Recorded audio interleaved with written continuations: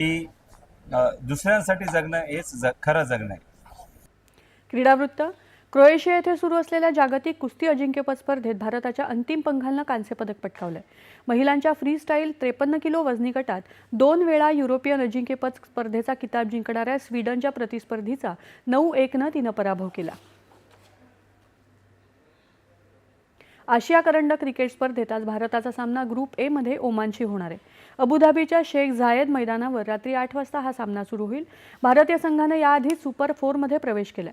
त्यामुळे या सामन्यात भारतीय संघ फलंदाजीच्या क्रमवारीत काही नवीन प्रयोग करू शकेल, तसंच काही नवीन खेळाडूंना संधी देऊ शकेल.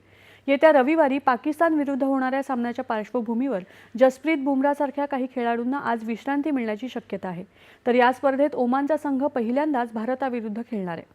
दरम्यान अफगाणिस्तानचा 6 गडी राखून पराभव करत श्रीलंकेनं सुपर 4 मध्ये प्रवेश केला आहे. शेवटी ठळक बातम्या पुन्हा एकदा.